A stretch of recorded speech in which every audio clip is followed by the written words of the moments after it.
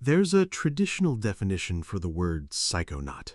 It usually refers to someone who explores altered states of consciousness, someone venturing inward through unconventional means. I like this word, but I've quietly redefined it in my own terms. To me, a psychonaut is simply a person who enjoys analyzing the nature of their own psyche. No substances required, just curiosity and the willingness to look. There are many ways to explore psyche.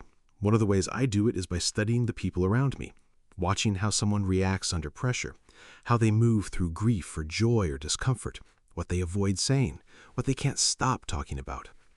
And then I bring all of that back into my own context, my own world, and I ask, where do I see myself in this?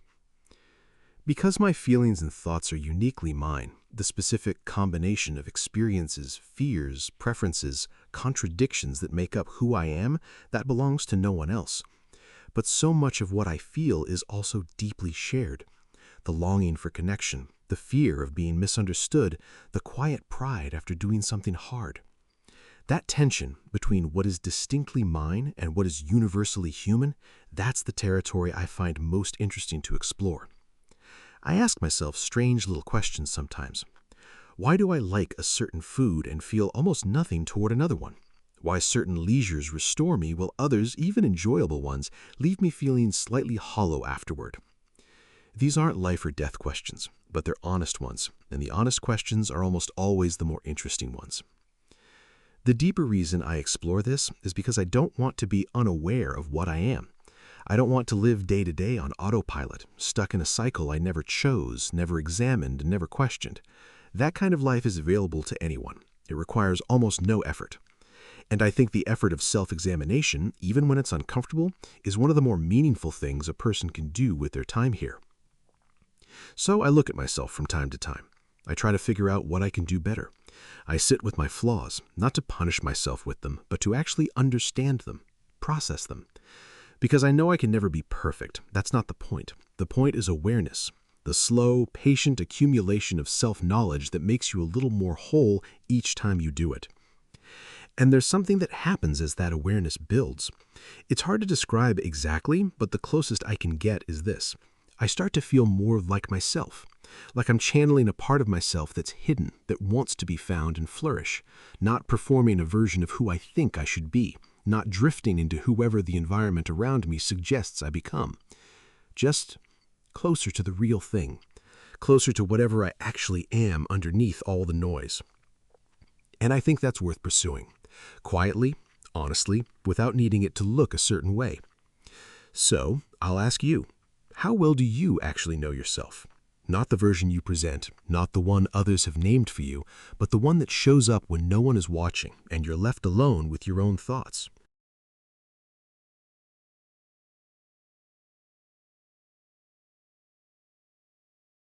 There's a version of autopilot that gets a bad reputation. The word itself carries this image of someone sleepwalking through their days, unaware, uncritical, just moving from one obligation to the next without ever stopping to ask why. And yes, that version exists. I've lived stretches of it. Most people have. But there's another version of autopilot that I actually think is worth chasing. The kind where you've done the inner work, examined yourself enough, understood your own rhythms well enough that the right actions start to come naturally. Where you're not white-knuckling your way through the day, forcing yourself to focus on every small thing. You just move, efficiently, fluidly, without a lot of internal friction standing between you and what needs to get done. That's the version I'm interested in. The autopilot that isn't avoidance, it's mastery. I think about it in terms of second nature. When something becomes second-hand, it means you've absorbed it so completely that it no longer costs you much to do it. A musician who has practiced a piece so many times that their hands find the notes before the mind commands them to. A chef who seasons by instinct, not measurement. Someone who's developed their routines so well that procrastination doesn't really get a foothold anymore, because the decision of whether to begin has already been made, long before the moment arrives. That's not mindlessness. That's the reward for having paid attention. The unexamined autopilot, the one worth questioning, is when you're running on programming you didn't choose. habits inherited from your environment, reactions absorbed from people around you, a pace of life set by forces outside yourself, moving at a speed someone else decided was appropriate. When you don't know yourself well, you tend to borrow a shape from your surroundings. And if you never look at it, that borrowed shape just becomes who you are. What self-examination does, what being a psychonaut does, is it helps you sort the two apart. It helps you figure out which parts of your autopilot you actually built and which parts were just installed by default. And once you know the difference, you can start to make decisions about what stays and what gets redesigned. The goal, at least for me, isn't to be hyper-conscious of every single thing I do. That's exhausting. That's its own kind of paralysis. The goal is to do the examining so that the living gets easier. To understand yourself deeply enough that your default settings are actually yours, actually aligned with who you are and what you care about, so that when you're running on autopilot, you're running on something real. There's something quietly powerful about that. Waking up and moving through your day with a kind of ease that isn't laziness. It's the result of having done the work underneath, of having sat with your own mind long enough to know it, long enough to trust it. So I'll ask you, how much of the way you move through your day did you actually choose? And how much of it is just running in the background, quietly, on settings you've never thought to question? I've been taking inventory lately of the mentalities I carry around, the ones I act from without always realizing it, the ones that shape decisions before I've had a chance to think them through. Some of them I'm proud of, some of them I'm still working on, and some of them I'm only now beginning to recognize for what they are.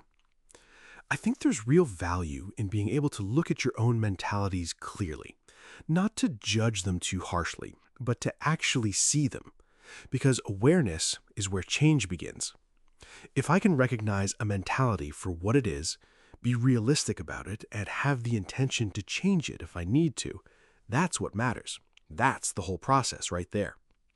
One mentality I've had all my life is laziness. I can say that plainly now.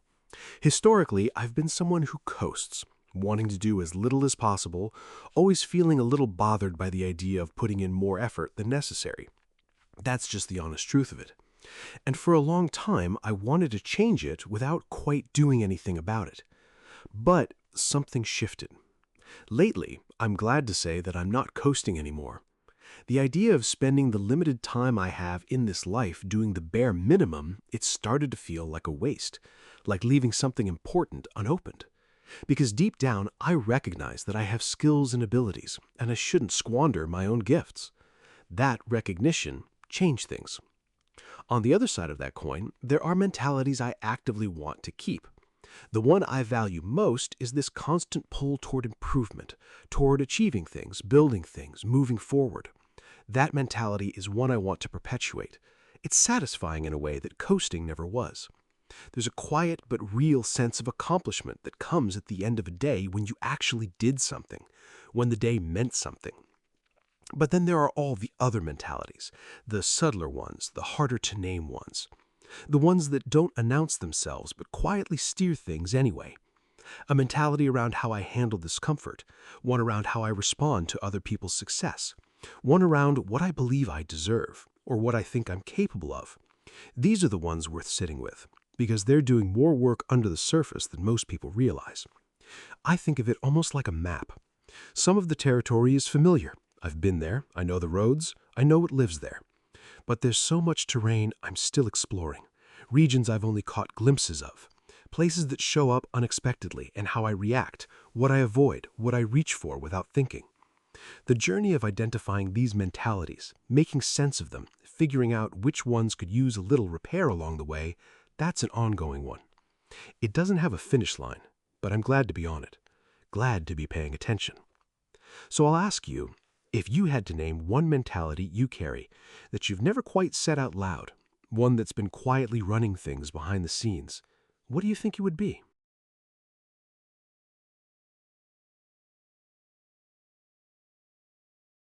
The mentalities that are easiest to talk about are the obvious ones: laziness, ambition, fear, confidence.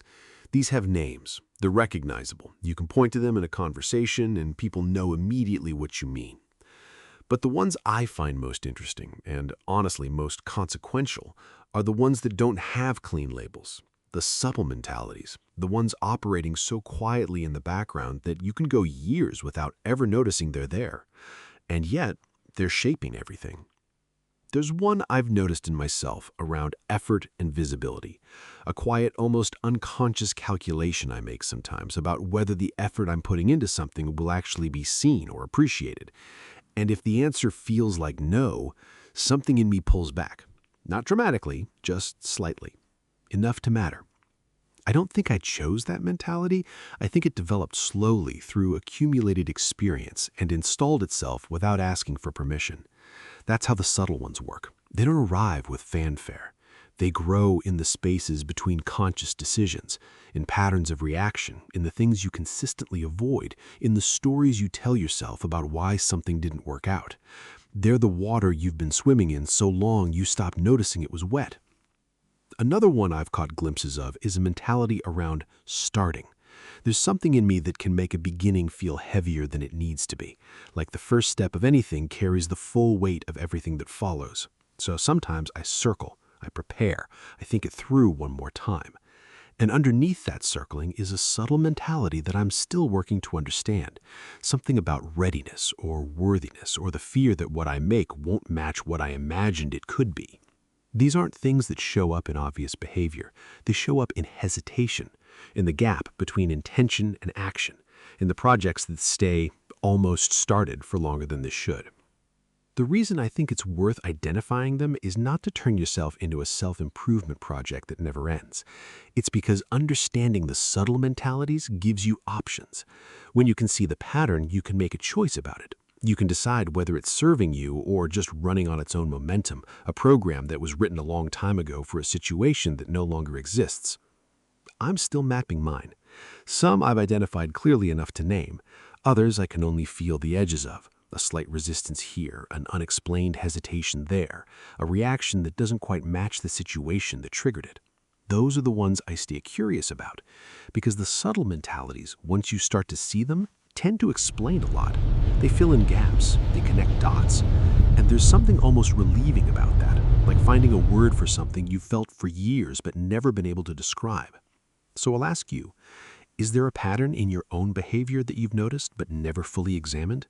Something that keeps showing up quietly in different situations and that you've never quite been able to explain?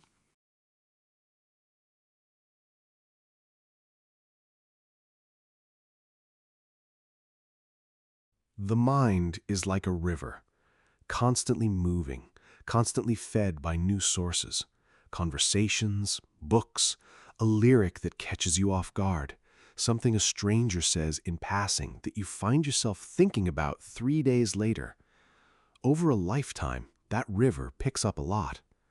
I think about all the people I've encountered, in real life and online, and how much of what they've said has quietly become part of how I think. Ideas I absorbed without realizing it at the time. Perspectives that rewired something small but significant. Like a sponge, I've taken in so many sayings and ways of seeing the world that originated somewhere outside of me, and over time, they became mine. One of the things I love most about this process is the mantra. A mantra is a simple phrase, sometimes just a few words, that carries a whole way of thinking inside it. A compressed philosophy, a feeling distilled into language precise enough to hold on to. When I find one that resonates, I put it on repeat. Not obsessively, just purposefully. A quiet reminder I return to when I need to be pointed back in the right direction. Some of mine come from people I admire. Some come from books or conversations I've long since forgotten the source of. Some come from songs, a lyric that lands so cleanly it stops feeling like music and starts feeling like instruction. I keep a whole list of them in my mind map, a living collection, always being added to, occasionally refined. Two of my favorite mantras are think of everything and be brilliant. They're simple on the surface, but I keep coming back to them because they ask something of me every time I return to them. Think of everything as a reminder to stay expansive, to resist the tunnel vision that comes with stress or habit or routine, to consider angles I haven't considered, connections I haven't made, possibilities I might have written off too quickly. It's an invitation to think bigger than my first instinct. Be brilliant is something else entirely. It's less about output and more about standard.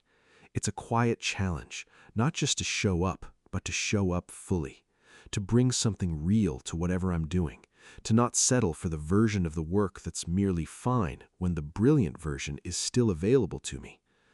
Together, those two phrases cover a lot of ground. One expands the thinking, one raises the bar on the doing, and between them, most of what I need to remember on any given day is covered. I think there's something genuinely underrated about the mantra as a tool. In a world full of complexity and noise, a phrase you can hold in your mind like a compass, something portable, something that orients you when the terrain gets confusing, that's worth more than it sounds. It doesn't fix anything on its own, but it reminds you of what you're aiming for. And sometimes that's exactly what the moment needs. So I'm curious, is there a phrase, a lyric, a saying that you return to when you need to find your footing again? Something that's been with you so long it almost feels like your own?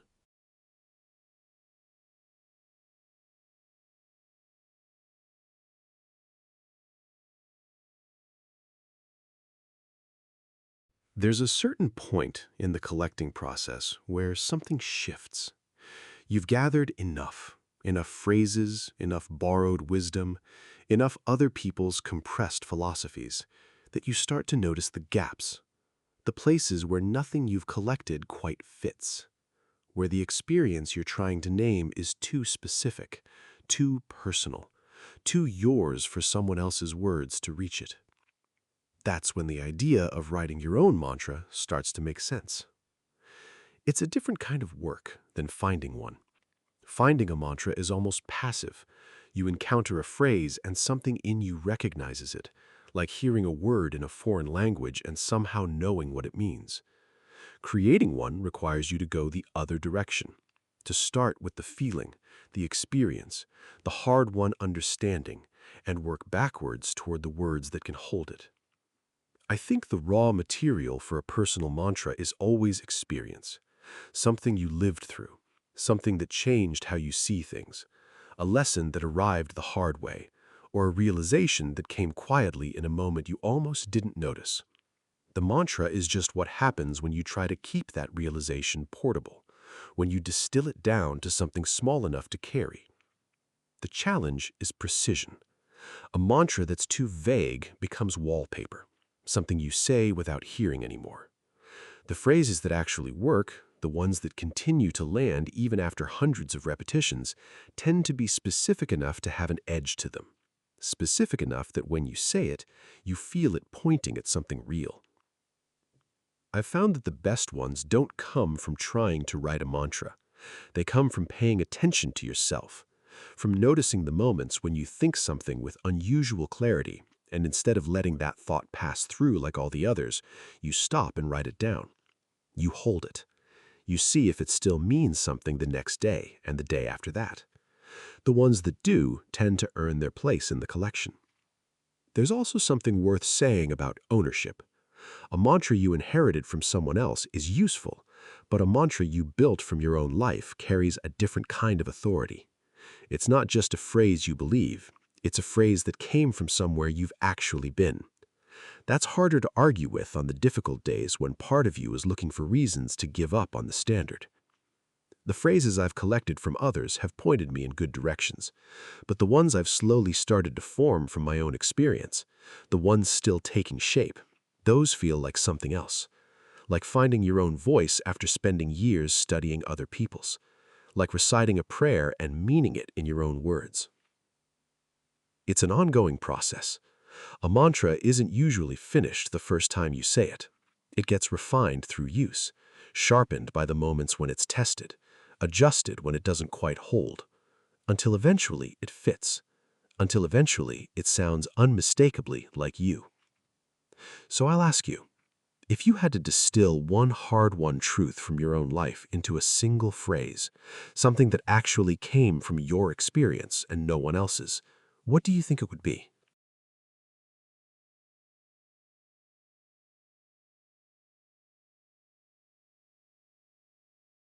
There's a practice I keep coming back to when I want to feel grounded. It sounds simple, and it is, in the best way. I think about the things I strive for, the qualities, the experiences, the ways of being that I actually want to embody. And then I write them down.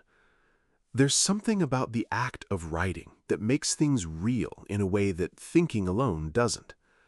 When a value or an aspiration lives only in your head, it can drift, get crowded out, lose its shape, fade into the background noise of everything else you're carrying. But when you write it down, you're making a small declaration. You're saying, "This matters to me. This is something I'm moving toward." And the writing is only the beginning. The more powerful part is the returning, coming back to the list, rereading it, letting it remind you of things you'd started to forget. Because that's what happens. You write something down that felt urgent and alive, and then life moves fast and weeks go by and that thing recedes. The list pulls it back into focus. It keeps the full picture visible when daily routine tends to narrow your view down to just what's in front of you. A few examples from my own list: exploring new music, learning, discovering new flavors, productivity.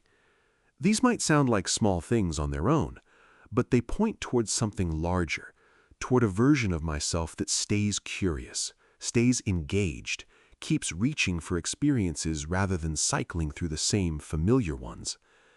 Each item on that list is a small commitment to aliveness, and the list itself is much longer than a few examples. I literally have a list of 100 things with subcategories, and it keeps growing, keeps being refined every time I come back to it. Some items get added, some get reconsidered, some move up in priority depending on where I am in life. The list isn't static because I'm not static. It's a living document of who I'm trying to become. What I've found is that maintaining this list always helps me keep in sight things that I may have forgotten about, goals and qualities that were important to me that got buried under the weight of everything else. And there's something quietly powerful about that, about having a record of your own aspirations that you can return to, not as a judgment of how far you've fallen short, but as a reminder of how much you actually care, of how much you're actually reaching for. The idea of manifesting gets thrown around a lot, but I think at its most honest, it's just this: writing down what you want to be, keeping it visible, and letting those ideas seep into you slowly as you live your life. The rewards don't come from reading the list once and waiting. They come from the accumulation of small moments where the list quietly influenced a choice, a habit, a direction you took without even consciously realizing the list was behind it.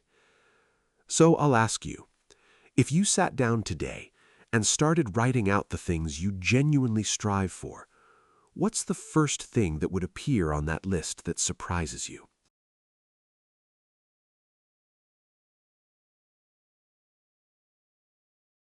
There's a particular feeling that comes with revisiting something you wrote in the past. It's different from reading someone else's words. There's a strange intimacy to it, like finding a letter from a version of yourself you'd almost forgotten existed. When I return to my striving list after time has passed, that's exactly what it feels like. Some of what I wrote is still completely alive, items that resonate just as strongly now as the day I put them down, maybe even more. And then there are others that have shifted, things I aspired to that I've actually grown into, so fully that they no longer feel like aspirations, but just like who I am now. That's a good feeling. It's evidence that the list worked. But then there are the ones that stopped me, the items I'd completely forgotten about. not because they stopped mattering, but because life moved fast and other things filled the frame, and this particular aspiration quietly got pushed to the back of the shelf. Reading it again is a small jolt, a reminder that this was important to me, that at some point I cared enough about this to write it down, which means some part of me is still reaching for it, even if I stopped actively thinking about it. That's the underrated gift of the return. It doesn't just show you where you're going, it shows you where you've drifted. And there's a difference between drifting away from something because you genuinely outgrew it and drifting away because you simply got distracted. The list helps you tell the two apart. I also find that returning to it after a significant stretch of time reveals something else: how much I've changed. Items that once felt urgent can feel resolved now. Aspirations that once seemed distant feel closer or already arrived. And occasionally, something I wrote down almost casually turns out to have quietly shaped a whole season of my life without my having consciously tracked it. The list was doing its work in the background. There's also the refinement that happens when you return. You read something and realize the wording no longer quite captures what you meant or what you mean now. So you adjust it, sharpen it, add something that belongs there, remove something that no longer does. The list becomes more precise over time, more truly yours, because you keep bringing your current self back into contact with it. I think that's the real value of any practice that asks you to return. Whether it's a list, a journal, a set of intentions, the power isn't just in the writing, it's in the gap between visits, in all the living that happened in between, and what that living teaches you when you finally look at the page again. The distance gives you perspective that you couldn't have had in the moment. The return is where you take stock, where you see yourself honestly, and where, quietly, you decide what happens next. So I'll ask you, is there something you wrote down or committed to a long time ago that you've drifted from? And if you're honest with yourself, you're not sure whether you outgrew it or just got distracted by everything else.